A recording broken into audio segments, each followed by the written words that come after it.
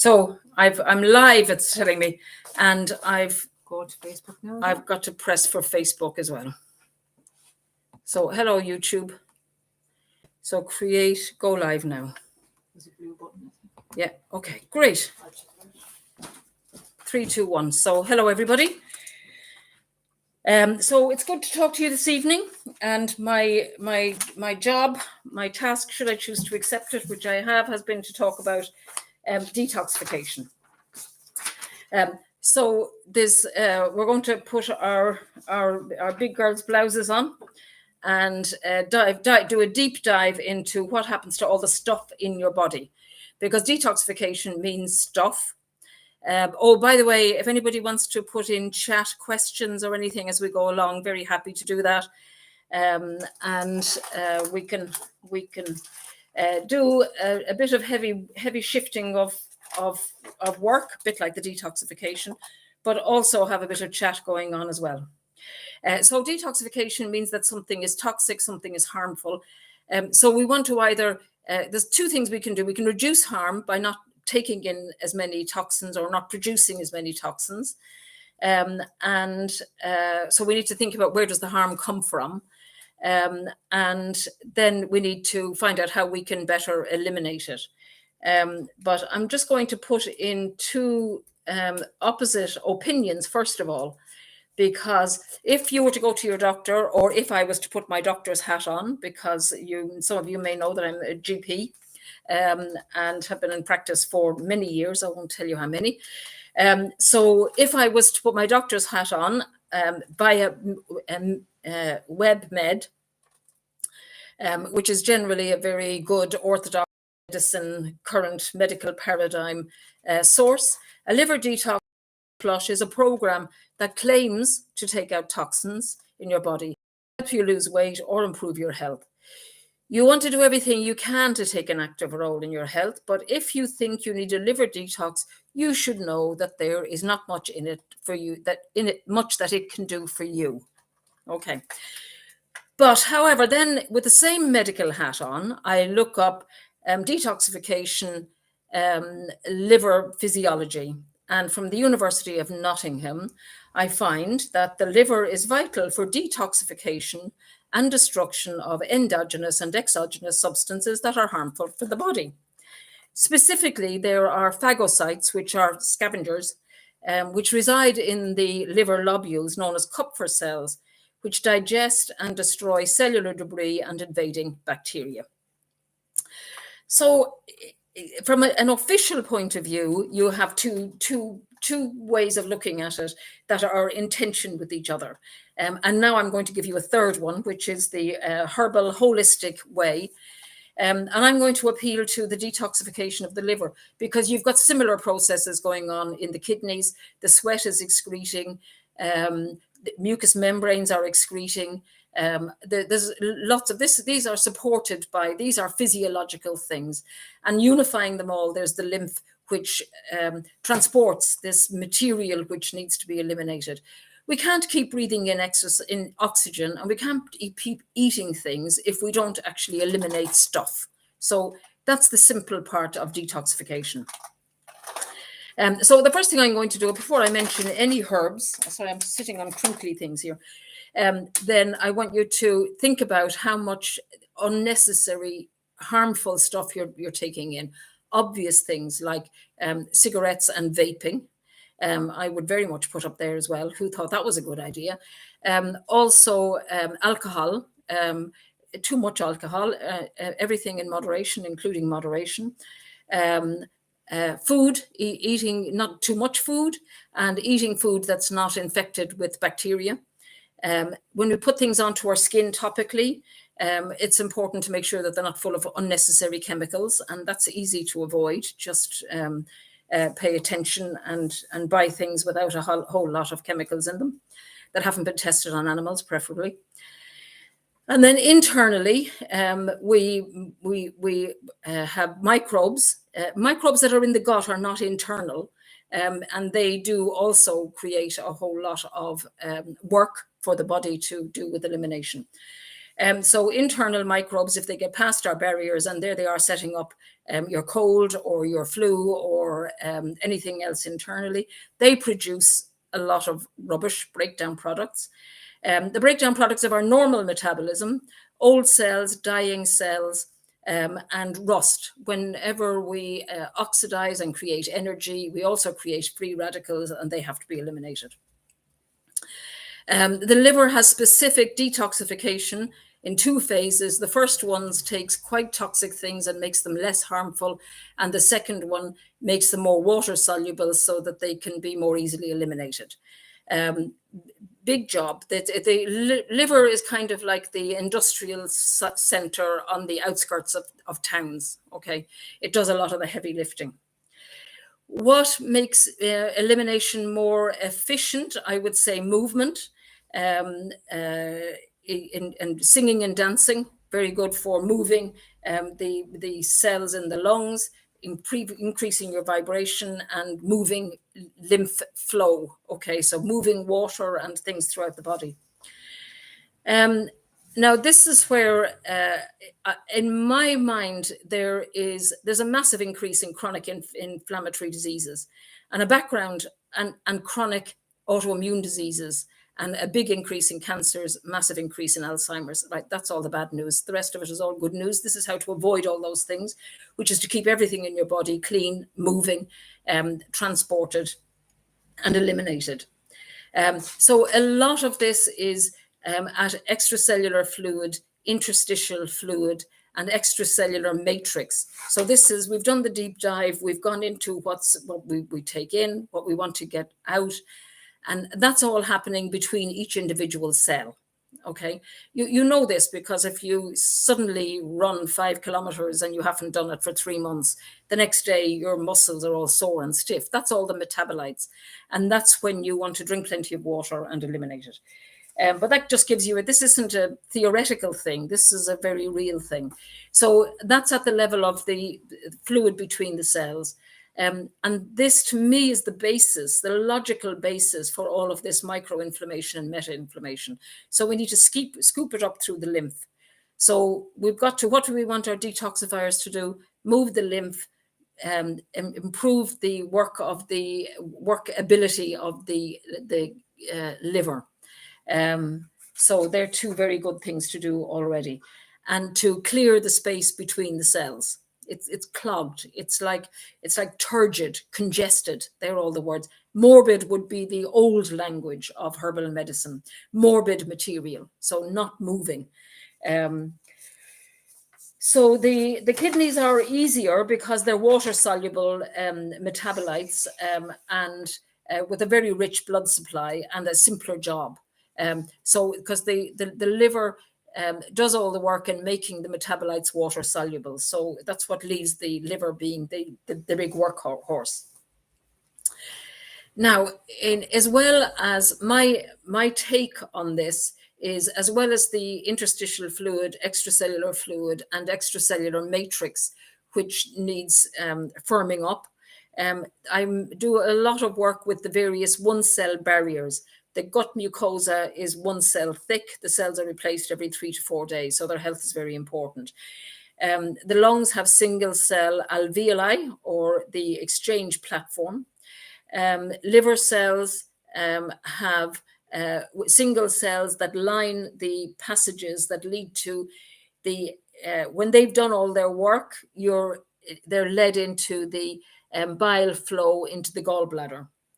Endothelial cells is as the blood vessels get smaller, the capillaries have 1 cell thick walls, and then the collection for the veins get bigger and bigger and bigger. That 1 cell thick of the endothelium is of vital importance with movement of substances.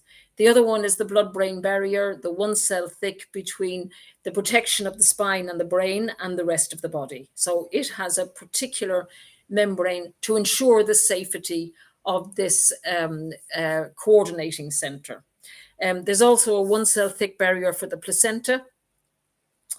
And the other 1 cell thick is the hypothalamus and pituitary, which is where there's a bloodbath 1 cell thick between the nervous system transmitters and the hormones in particular. So that cell barrier is very important. Movement across all of these barriers in order to is what keeps things moving, not inflamed, not precancerous, not pre-dementia. And there's a lot of foods that make a difference with all of this as well, particularly the cruciferous foods, thyme, some sweaty foods like capsicum. So this is why all of these foods are particularly helpful. And anybody who knows what I do goes food first. Bad food needs medicine. Good food is medicine. And that's with a thank you to Robert Lustig, who has been making a lot of sense for many years. When I was a medical student, there was a nutrition professor called John Yudkin, who wrote a book called Pure, White and Deadly. And he wasn't talking about cocaine. That's not particularly good for you either.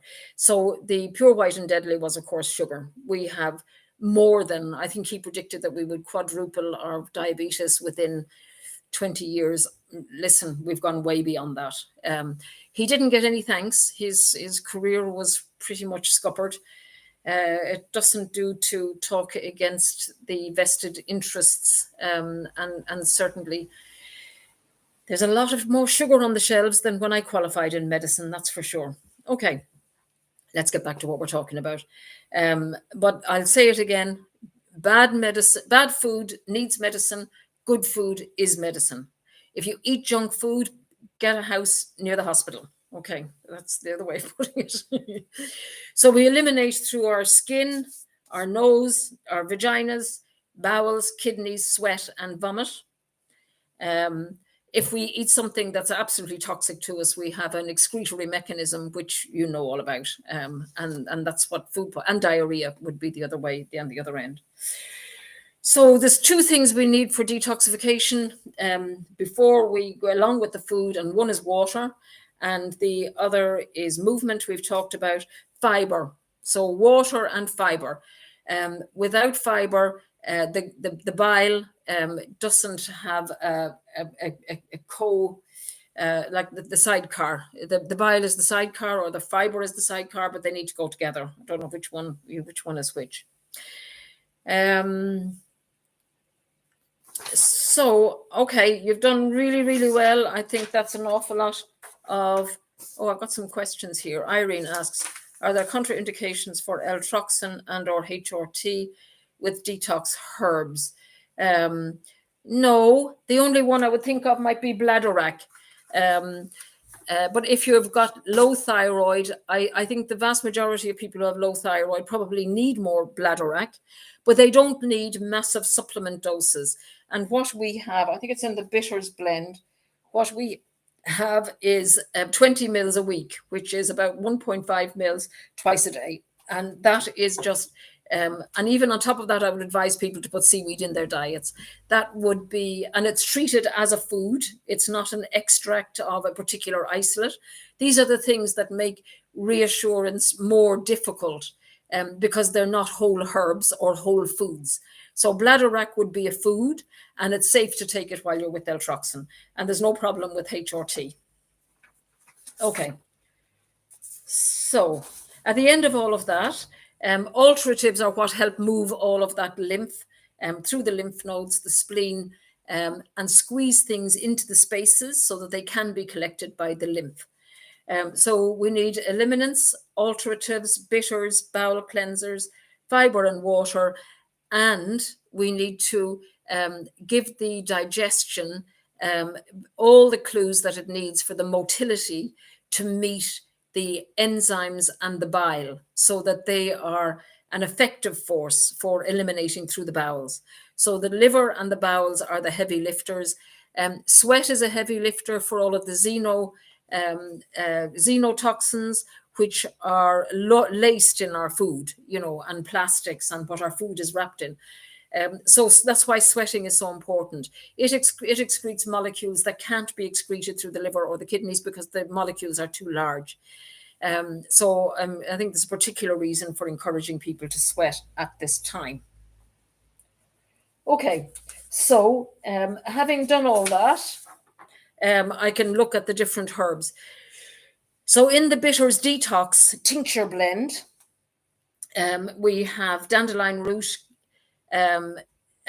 which is a liver stimulant bitter herb, caraway seed, which helps the motility of the gut, the coordination of the motility of the gut, which is a carminative effect.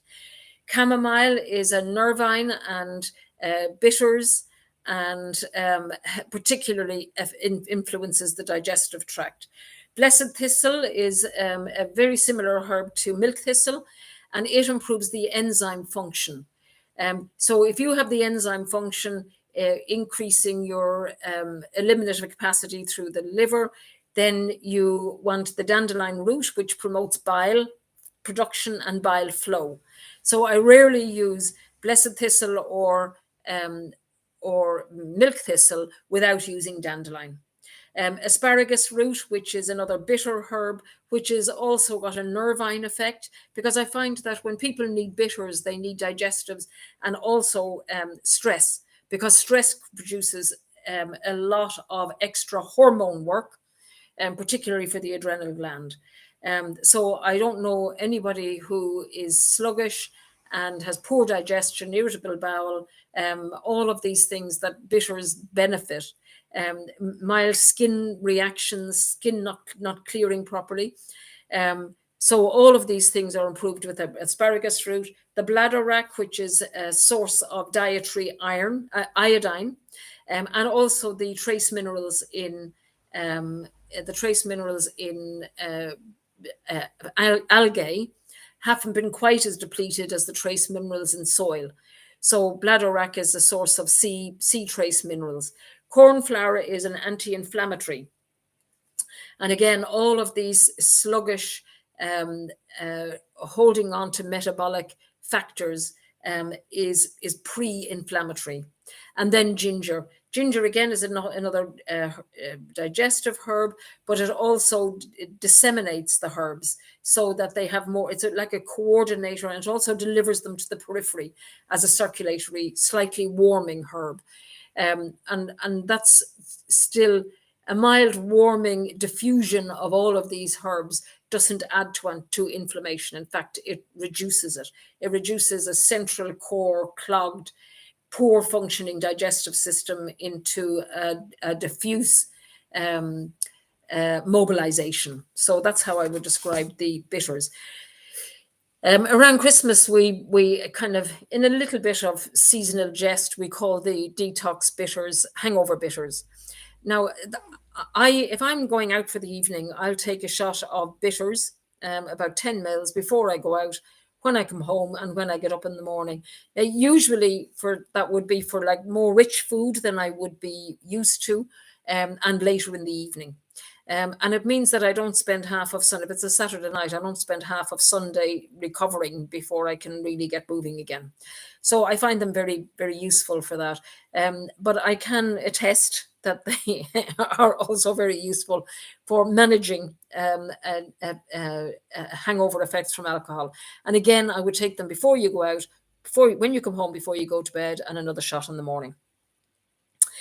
The detox tea, which we have as a 3 teaspoon tea bag. And this is what I call it's more of a sachet. And we have a workshop here, and we actually put 3 teaspoons of herbs in your herb sachet. So this is the equivalent of 3 teaspoons of 3 tea bags, because otherwise it would be very expensive for 14 tea bags, but you're actually paying for 42. A sachet is a box of sachets is the equivalent of 42 tea bags, just to let you know. Are you there, Tara? No, I'm just, I'd like a drink of water. So the only thing here is apple cider vinegar. Okay, I'll have it afterwards. So dandelion roots, dandelion leaves. So dandelion roots promote the liver and the bile. Dandelion leaves promote excretion through the urine. and nettle, which is, I find nettle very mobilizing. It's very good for courage. It's very good for procrastinators. It's full of iron. It doesn't just take up iron from deep in the soil. It also takes up lots of other minerals. So it's very good for that. And the other one that's in here is cleavers. Cleavers is the robin run the hedge. Sticky willy, sticky back. When we were kids, we would use it for playing tag, and whoever has the sticky back stuck to them is the one that's on. So they have to get it off and go and stick it on somebody else. They have the little burrs that stick to your trousers in the late summer.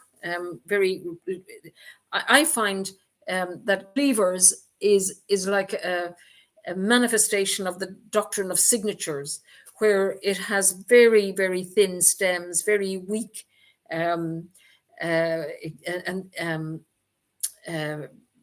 structural elements, because it climbs up nettles and it climbs up ivy, it climbs up anything.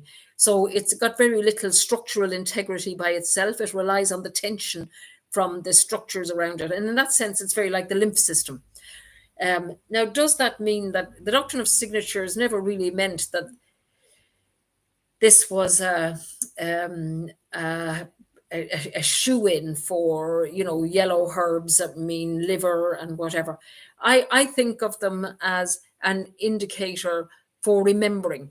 In the days of local healers, the local medicine people would have taken an apprenticeship system of 7 to 10 years before they'd be let loose on people by themselves. But it was a lot of memory. Printed material was extremely expensive. Very, very few people were literate, and they were usually the aristocracy. So for people to learn how to use medicines within their communities, that would have been a massive amount to learn. So this is the cleavers is very, very much for moving that lymph flow, gathering it from between the interstitial spaces and moving it through the body, up through the spleen, the lymph nodes, delivering it to the circulatory system, and improving drainage. If you improve drainage, you improve elimination. If you improve elimination, that's part of detoxing. Okay. And then we have cleansing capsules, and these are very useful for people, particularly older people.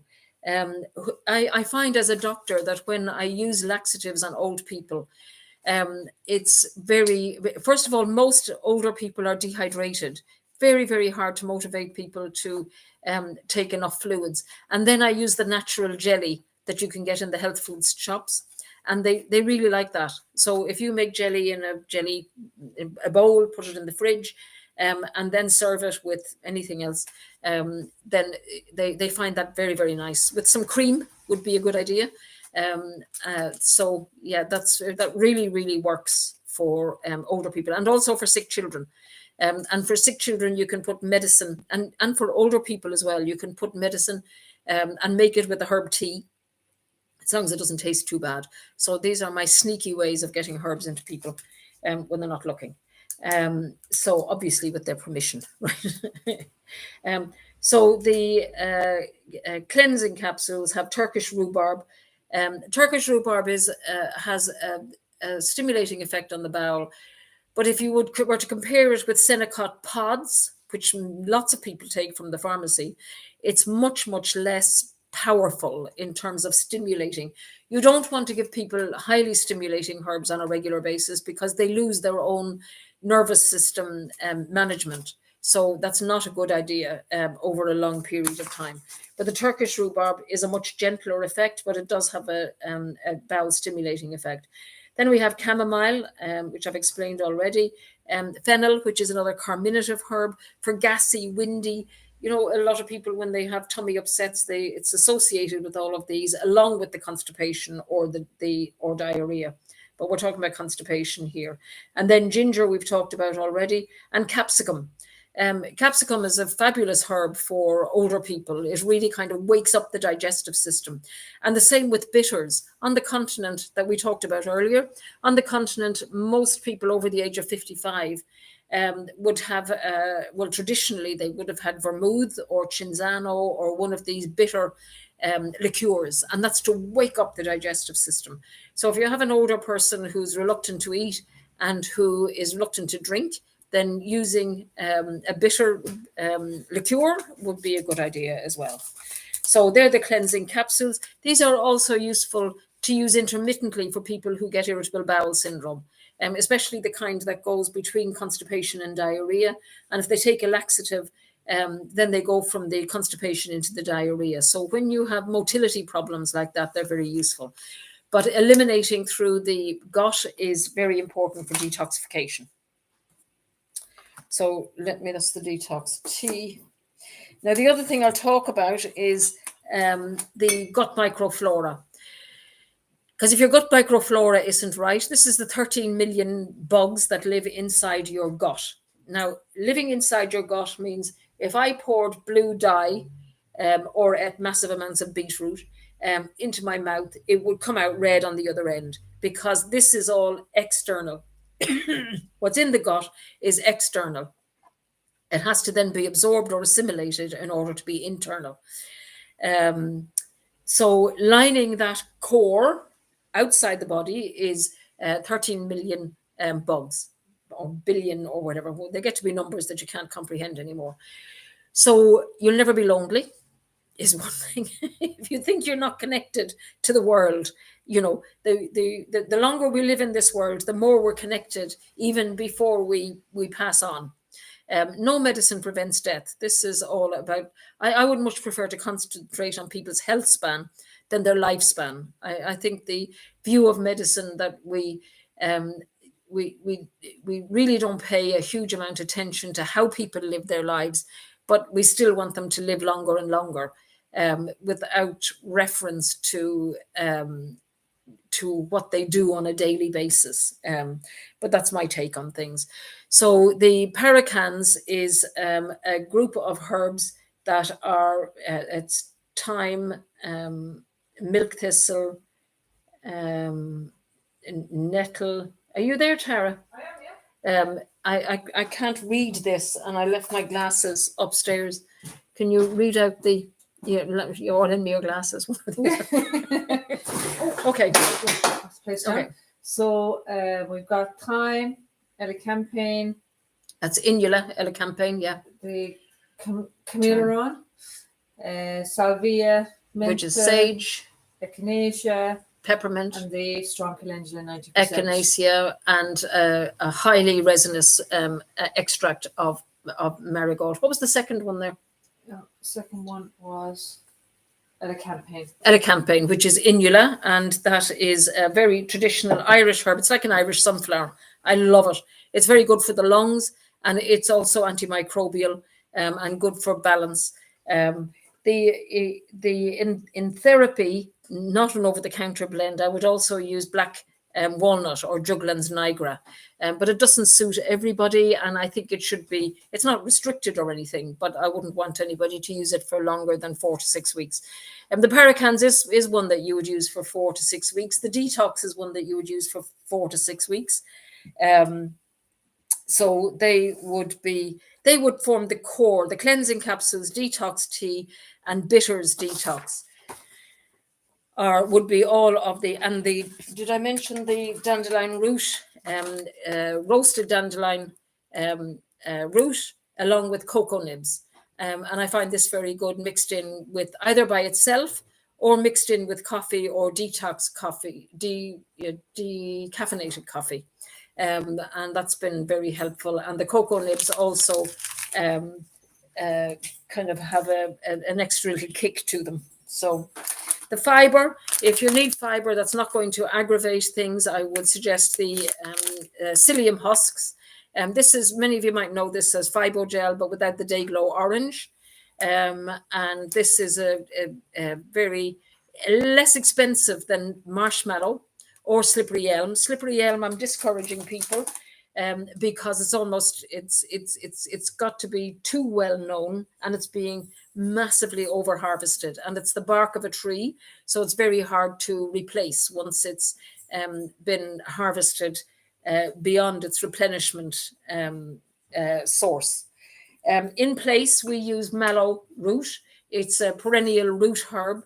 And I find the powder, in the beginning, I mixed it half and half, but I'm finding exactly the same benefits from the mallow powder as I did with the slippery elm. The advantage of slippery elm is that the advantage of mallow powder is that it's good for the mucosal membrane. It's good for the gut flora. And it mops up diarrhea, or it bulks up constipated stool. So if you're going between the constipation and diarrhea and you want to stabilize your gut, that's particularly useful. We also have ranges of detox herbs that are particularly useful for chronic skin, things like acne rosacea, things like mild eczema. So anything like that that needs an internal detoxification. Just to let you know, as well as the detox tea sachets, we also have loose herbs, which are slightly less expensive. So the philosophy we have here is to provide things for people as an accessible way as possible. Some people have more time to be fishing tea bag leaves or tea leaves out of the sink and fiddling around with little containers. Other people would much rather pay that little bit more and have it neat and tidy, and hopefully it goes straight into the compost bin. And that's the derma tea and the skin care. I'm not going to load you with a whole list of more herbs, just to know that they're here. If you want to do an internal detox that's specifically for skin problems, well, then there is a range which slightly differs in its emphasis, is probably the best way of putting it. A little bit, there's no research evidence on the apple cider vinegar, but there's a lot of traditional evidence that using a teaspoon to a tablespoon every day would be very useful. Can't forget detoxing without mentioning Epsom salts, an Epsom salts bath. Particularly after you've been doing your movement, I think they're a good combination together. And a good hot bath, like half that bag of, or even more, you can even use the whole bag, but at least half of that bag of Epsom salts, as hot as you can bear it, as long as you can manage it. And then you get out, you wrap yourself in an old sheet or an old towel and get into a warm bed. So either put two hot water bottles on and then go to sleep. So wrap yourself in an old sheet or towel, or your bedclothes will be a bit destroyed. So we're very practical here. Let me see what else she's laid out for us. Oh yes, we have sea salad. And I think I've talked about that, making sure you get the iodine and the bladder wrack. The medical, very skeptical medical website said that people will tell you that you'll lose weight and that you will feel better and all the rest of it. I don't know anybody who hasn't used these detox herbs along with reducing their intake of harmful toxins, drinking more water, dancing a bit more and singing, who doesn't feel better. Okay, that would be very strange if you didn't feel better. But I don't advocate using herbs and not addressing lifestyle. And it's for healthy people, having 80% of healthy food, 20% treats is perfectly fine. It's not like nobody ever expects you to eat a biscuit again. As the bitters detox. So a lot of this is just to let you know we're here. Let us know if we can help. And we have those already. I've done those already. Oh, we do have some capsules. We have milk thistle capsules by themselves. And I would recommend that you dig up your dandelion roots in the garden and boil them and use them along with the milk thistle, or you can get your dandelion root coffee. And we have a whole range of individual herbs. Please make your own blends, pick your own, use your own nettles. This is all about empowering people. The problem is that we've lost about 2 generations of connection with using all of these things through our family history and village lore and all the rest of it. I'm not being over nostalgic. We've actually just lost the knowledge. When they look at the science of how this kind of knowledge it's lost, it's because it's not used for 2 generations. So we have 2 generations of sharing of all of this knowledge to do. Okay, I think that's it. Using the loose tea, there's various things like this where you put the tea inside that makes it a lot easier. I have to say, for the first 12 years I was here in Galway, I only had more, maybe 15 years. We didn't have the tea sachets. Nobody else has the tea sachets with 3 sachets of tea. What difference does it make? An enormous difference.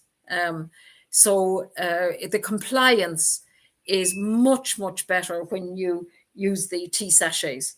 But both are available. Individual herbs are available. Advice is available. We're more than happy to help you.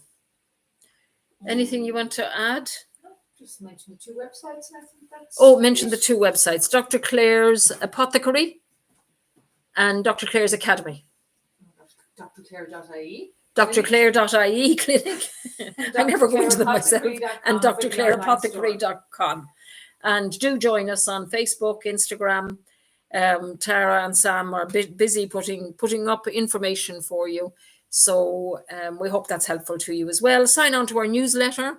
We generally only send people information about events like foraging or herb walks or things that are upcoming, even if they're not related to what we're doing here, but we think that would be useful for people. All right. You're great. Lovely to, kind of disseminate this information as always, and stay well and safe. Bye.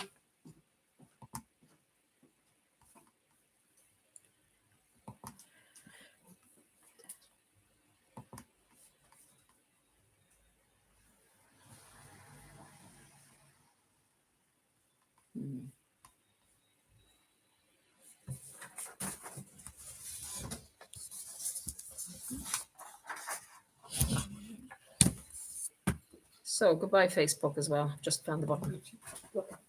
YouTube. Okay. End stream. End. Lovely. Yay.